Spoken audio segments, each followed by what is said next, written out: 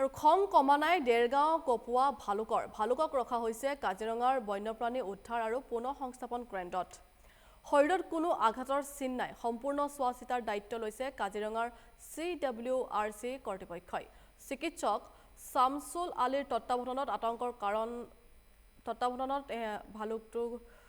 ৰখা হৈছে আৰু আতংকৰ কাৰণ হৈ পৰিছিল সেই ভালুকটো কিছুদিন থকাৰ পাছতে কাজিৰঙা ৰাষ্ট্ৰীয় উদ্যানত মুকলি কৰিব CWRC কৰ্তৃপক্ষই আৰু দেৰগাঁৱত এই ভালুকটোৱে চলাইছিল কিছুদিন ধৰি এই ভালুকটোৱে সন্ত্ৰাসৰ সৃষ্টি কৰিছিল দেৰগাঁৱত আতংকিত হৈ পৰিছিল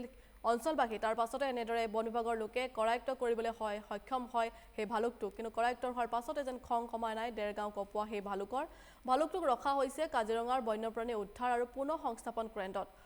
ভালুকটোৰ শৰীৰত কোনো ধৰণৰ আঘাতৰ চিন পোৱা নাই লগতে সম্পূৰ্ণ চোৱা চিতাৰ দায়িত্ব লৈছে কাজিৰঙাৰ CWRC কৰ্তৃপক্ষই চিকিৎসক শামছুল আলীৰ তত্ত্বাৱধানত ৰখা হৈছে এই ভালুকটোক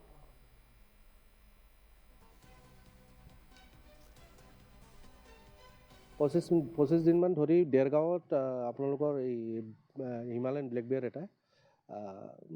ব্ৰইলাৰ ফাৰ্মত কাৰোবাৰ ঘৰত সোমাই মুৰ্গী খাই আছিলে